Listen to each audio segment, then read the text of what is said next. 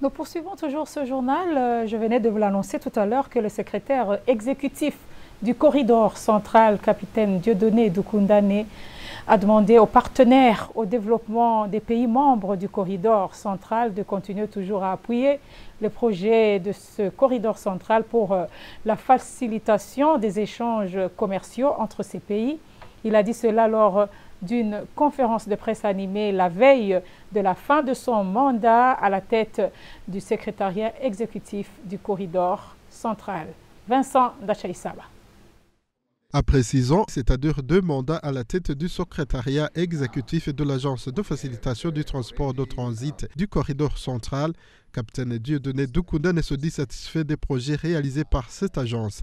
Des projets qui visent à faire du corridor central un réseau de transport fiable, efficient et plus compétitif pour promouvoir le commerce dans les pays membres. Pendant ce temps, les projets réalisés sous sa facilitation sont entre autres la modernisation et la réhabilitation des routes, des ports, les chemins de fer, les postes frontaliers, la formation des marins et la protection de l'environnement. Capitaine Dieudonné Doukoundane, secrétaire exécutif et sortant du corridor central, remercie vivement les parties prenantes qui ont rendu possible la réalisation de tous ces projets. Ici, il reconnaît les efforts des gouvernements des pays membres, la bonne collaboration qui a caractérisé le staff de ce secrétariat, la contribution des médias partenaires, sans oublier l'appui financier des partenaires au développement, parmi lesquels le Trademark East Africa, la Banque africaine de développement, sans oublier la GIZ qui a intervenu dans le domaine de la protection de l'environnement. Il demande à tous ses partenaires de continuer à appuyer les projets du corridor central.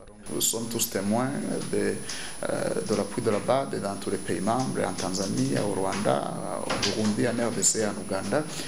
C'est un partenaire fiable. Nous voudrions également remercier nos partenaires de l'Agence de coopération allemande, de la GIZ.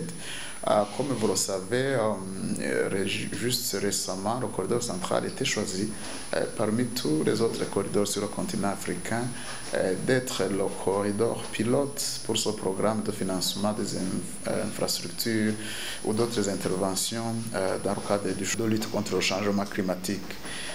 C'est un financement initial de 7 millions d'euros. Alors, nous avons également d'autres partenaires avec qui nous avions eu à travailler ensemble. J'ai cité la Banque mondiale et l'Agence de coopération britannique, DFID.